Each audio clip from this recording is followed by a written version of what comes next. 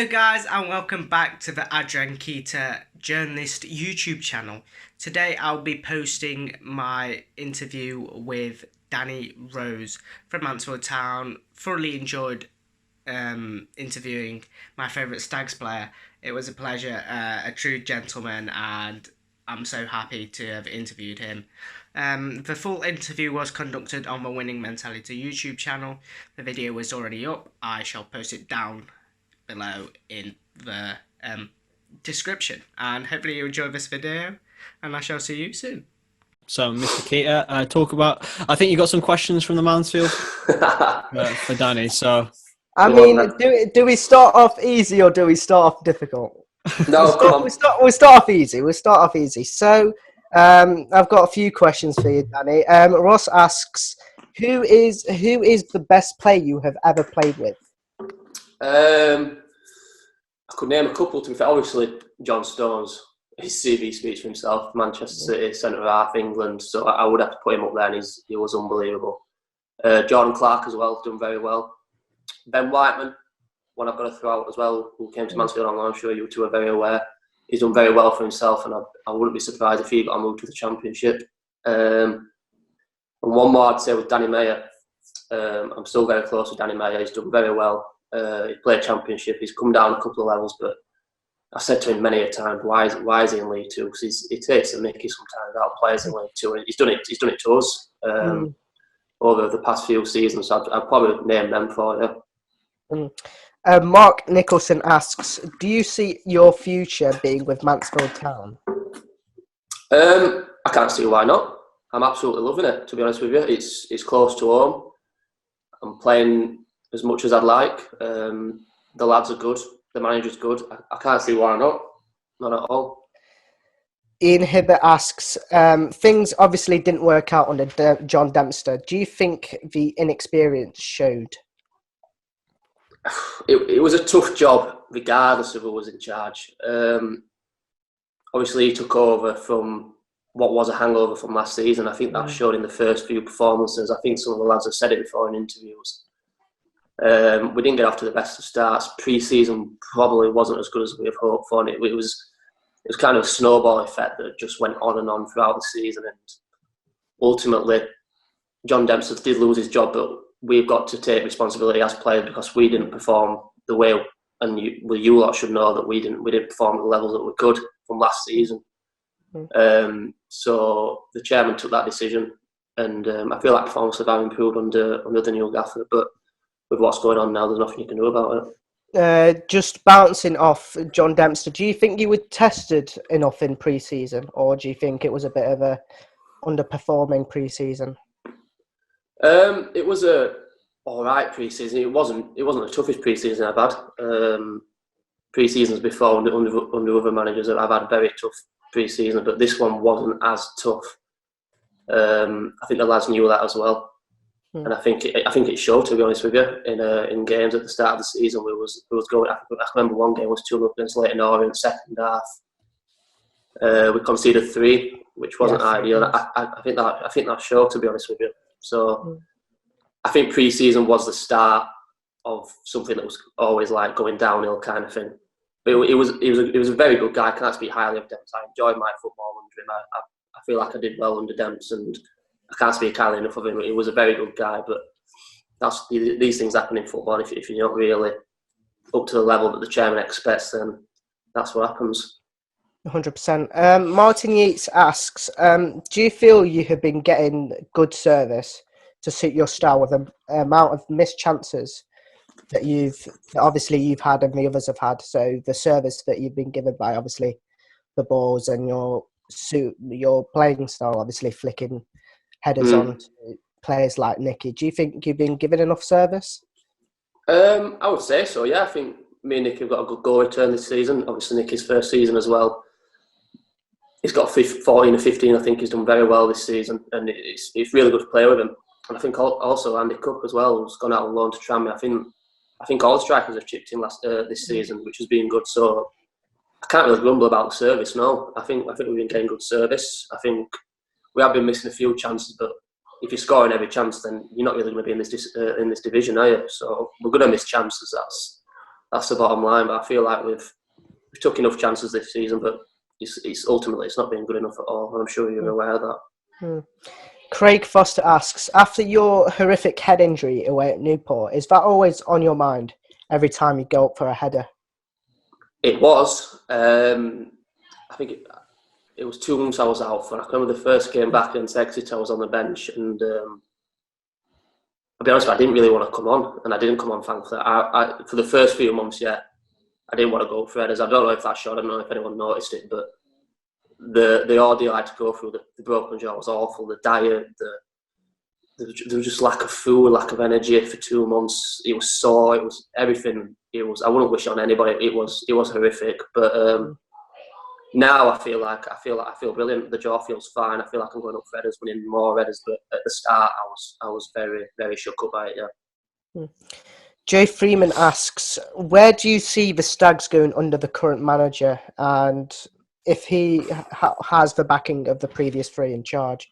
So where do you see the Stags going under Graham Coughran? Well, I feel like performances have improved since, I think it was January they came in. I feel like performances have improved. He's coming in and identified that we weren't fit enough, which was quite clear, to be honest with you. He's got us fit, he's got us sharp, but he's had to be aware that we've got games every Saturday and Tuesday, so he's not really been able to get us as fit as he wanted. He's had to kind of cram it into one, which isn't ideal. But I feel like if he gets he will get a pre-season. I'm very sure of that.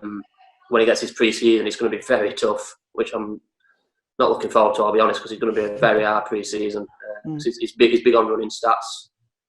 He wants to run all over teams, which is fair enough. So I feel like this pre-season is going to be very tough, but it'll stand us in good stead for the new season. Yeah. Jack Hardeman asks, what has been your favourite moment at Mansfield Town so far? I'll probably go off the wins again. The win against Chesterfield was that was probably up there. Yeah. Mal Benning getting the other goal. I didn't realise how big the derby was, to be honest with you. Only turning up to the game, I realised that this is a proper derby. This is one of the best derbies I've played in, to be honest with you. I didn't realise how big it was. We've smashed Notts County a couple of times, which has also been very good. The Lincoln one, I think we beat them 1-0 a couple of years back, and then Jacob Ellis got one last season, which got us a very good point. So I feel like probably the derby ones, have been right up there. Which derby do you think has been the biggest with you playing at Mansfield? Notts County, Chesterfield or Lincoln? In terms of a rivalry? A rivalry. Yeah, it's definitely Chesterfield. I didn't realise at the time. I remember the home game we played them and we drew them 2-2, but I can't remember it being that hostile as the away game. The away game was unbelievable. I can remember the Mansfield fans. I can't remember how many they fetched. I'm sure that you two was there. But they fetched a few thousand. It was absolute carnage, and luckily we came out on the good side, and Mal Benning stuck one in the back of the net, which it absolutely sent scenes in the away, and I can remember it. Now. Yeah, it was very good, that one. Well, I'm pretty sure I was there, but I'm not sure about Chris. Is he not a Mansfield fan? Nah, mate. I'm here for the neutral ground. He's a Chesterfield fan, isn't he? I would hate him. I would hate him if he was a Chesterfield fan. Nah, it's all good. It's all good. I'm a Liverpool fan, so you're fine. Oh, of course, yeah. The background gives it away. I didn't think about that one. If he was a Chesterfield fan, I would have been talking to him right now. So yeah, that's absolutely fine. It's a big rivalry. That's the closest place to Mansfield, isn't it? Yeah, it's between Chesterfield and Notts County, but obviously both of them are down in the National League. So realistically, the only rivalry we've got is Grimsby, Scunthorpe.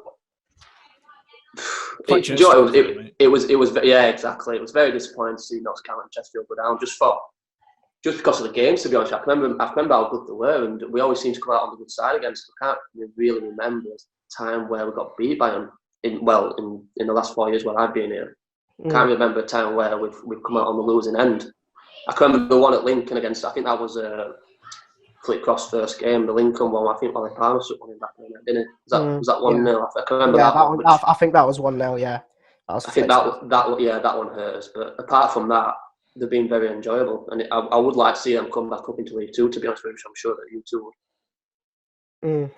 Jody asks, what are you doing to keep yourself emotionally and physically fit? And if you've had any lockdown meltdowns? No meltdowns yet. It's just the same as what everybody else is doing, really. I suppose keeping fit is obviously the main one, but it becomes very tedious on your own. You get into a routine where you're with the lads and it kind of drives you through, and you kind of do more with them because you know that they're doing a bit more, so you want to give a bit more. But on your own, it is tough. There's only so much running you can do, and then obviously, which I'm sure you two are big fans of FIFA, playing FIFA. I had a tournament as well. I had a quarantine tournament where I played Liverpool, Sligo and Coventry. You won one, drew one, lost one, if I'm not mistaken? I did. I beat Rian Bruce to 3-1. Hey! You beat your boy Chris. I love Rian Brewster, man. It's I apologize. Yeah, he finished bottom actually, which I was quite surprised at. Yeah, he talks himself up. He does talk himself up, Rian. It should have been Trent. Trent playing for Liverpool. Exactly. He's played in the invitational one, and I've seen that. Yeah, he lost against Jota. Yes, yeah. Joe, it was a very good tournament to be fair. I was good that I went out because I remember we played at Sligo Rovers and I was 2-1 up in the 80th minute. I conceded last minute, and that would have put me through. Obviously, 2 wins and defeat would have put me through, but it wasn't to be. But it was good, and it was all for good cause as well, so which was good. 100%. Joe Knowles asks, how did you feel after the goal against Oldham last season away was ruled offside? I'll be honest with you, that I can remember when it went in and got ruled off offside. I can remember saying to myself that just summed up my season. It would have been good. I don't know. I was saying to you two before. I don't know if it would have made a difference massively to our promotion at that point, because ultimately we should have been Stevenage and MK Dons. But I would say it summed up my season. The luck, just nothing was going for me that season. It was tough, and I can remember looking back. I don't know if I was onside. I don't know if you two look back at it. You was onside. Was it onside? It was onside. So there you go. Yeah, that pretty much summed up the season. But it wasn't to be. So there's nothing we can do about it now. I can just remember screaming at the TV when that goal went in, and then the linesman just flagging it offside, and we just felt like that was onside. But it wasn't meant to be. We're still in. Yes, it was on Sky, wasn't it? Yeah, it was on Sky. They did a little coverage, didn't they? They did. Yeah. It was strange. Yeah, it was. The end of the season was a bit strange. Obviously, we didn't go up, so we didn't do enough to get over the line. I don't think the promotion was lost against MK Dons. I think it was lost against Stevenage the week before. That was perfect for us to get 3 points and get over the line. But I can't remember how the score line went. I can't remember. Was it 3-1, 2-1? 3-2. Was it 3-2? I can't remember getting back into I can remember Tyler Walker lobbing the keeper, and then obviously they went up the other end and scored. Yeah, I think when Tyler scored that goal, I think we got a bit excited, thinking, "Oh God, we're going to go on and win this now." And it was a bit naive from us because we left the back door open, and ultimately we got punished. Gavin Barsby asks, was you upset or shocked following the sacking of David Flitcroft, and was there any other players upset by the sacking of David Flitcroft? I think there was a lot of shock, yeah, just because of how close we came. Basically, it was one goal, though. We needed one goal and we was up. I think it was a lot of shock, yeah, just because how well we did that season, how well the lads did. It was unbelievable that season. I can remember just watching. It was mainly watching. I can remember how well there was, how fit there was, how sharp there was, the good football there was playing. And like I said, it probably wasn't enough at the end of the season, but it was a positive season. I was shocked personally to see him go. Yeah. Roy Davis asks, if you were offered a contract by Mansfield, would you take it? I can't see why not. I've said before that I'm really enjoying. I've loved every minute of it. My 4 years at Mansfield. I think it'll be 4 years this month. Actually, weirdly enough, I've enjoyed every single bit of it. It's close to home. My family love it. My family come to the games. My family come to the away games. I love every single minute of it. So it's perfect for me. Yeah, it really is. And one of the last questions, Dan Worthington asks, why do you feel that you showed the form under Dempster that you didn't under Everton? You showed the form under Dempster and Flitcroft, but not under Evans. The season with Flitcroft, I realised that obviously what I'm sure we'll get onto that at some point, the transfer side that went on with Peterborough, it wasn't ideal. Me not having a pre-season was definitely not ideal at all. I realised that you really do need a good pre-season to stand you in good stead for a good season, and I didn't have that. And I can remember playing Saturday, Tuesday from September to I think it was November, because of we had 3 internationals at the time. We had Piercy, was it Amari and Ryan Sweeney? Yes, I think it was. Yeah. So we had games Saturday games where there was getting called off because obviously we could get a free weekend because the internationals. I can remember playing the rearranged games on the Tuesday, so it was really Saturday, Tuesday. And I blew up that season around probably December time because of how many games I played. I can remember getting a few goals at the start of the season, but that season I was absolutely rubbish. Didn't show any form really at any point, and that I would probably put that down to mentally because of what went on pre-season and not having a pre-season. I probably wasn't fit enough or sharp enough. Did you see yourself going to Peterborough when obviously Steve Evans left to go to Peterborough? Did you see yourself going up a level with Steve Evans? It was on the cards at one point, yeah. I didn't know too much about it. I kind of left it to the agent side kind of thing. I was getting phone calls every day, which it wasn't ideal because it was distracting me. Which I'll not lie, it was distracting. And I was injured at the time, so I couldn't really take anything off the distraction because I wasn't training. I can remember handing in a transfer request, which I ultimately do regret because it was, like I said, I can remember sending an interview after the Northampton game. It was bad advice from the people that are around me, agents and the Peterborough side. I was told that if the transfer request was going to be handed in, then the deal would probably get done, but it didn't get done. Looking back at it now, I don't really regret it. I don't really have anything bad to show about it because I probably wouldn't have played anyway. I can remember I always kept an eye out for Peterborough's results just because of what happened. And obviously I do get along with Steve Evans because I play my best football for Steve Evans. But I can remember seeing how good they was doing. I think they signed Ivan Toney and Matt Godden at the time. Yeah. And up until Christmas they were top of the league. So it was never going to change a winning side. So looking back at it now, I probably wouldn't have played. I'd have lived away from home. Probably wouldn't have been enjoying it. Whereas at Mansfield, I'm close to home. I'm playing every week. Got a good relationship with the fans, good relationship with the manager, chairman, the lads, everybody. So the grass wasn't greener, to be honest with you. I wouldn't have known 100%. But looking back at it now, I don't have any regrets for staying. Absolutely not. Yeah, most of the fans, obviously, you give your all, and home or away, you always clap the fans, which most fans are thankful for because you just give your all, and it's fantastic to see. I can't thank the fans enough, to be honest with you, how they responded. I can remember the game coming back. I don't know if it was there. It was Accrington. Yes. In the Carabao Cup, and I was nervous coming out because I don't know. I thought I was going to get booed, which I did by quite a few of the fans, a small minority. But most of them cheered, and I couldn't believe it. I was thinking, like, why are you cheering for me? Like, I actually don't deserve this at all. So I'm really thankful for the fans with how they've took me back, how they took me on at the start of 2016. Like, I feel like I've got a good relationship with fans. I can't thank them enough for what they've done for me. Yeah, and a last question for me would be, what do you think Mansfield will need when the season restarts, and if the season restarts next season? What do Mansfield need, that extra push for us to get promotion? And if we do get promotion, either automatic or playoff? I think the main thing is to be fitter. If I'm totally honest with you, I feel like now we got fitter before the coronavirus happened. We're picking up good results, or maybe not good results, but we was performing well. I can remember we played Cheltenham just before the Northampton game.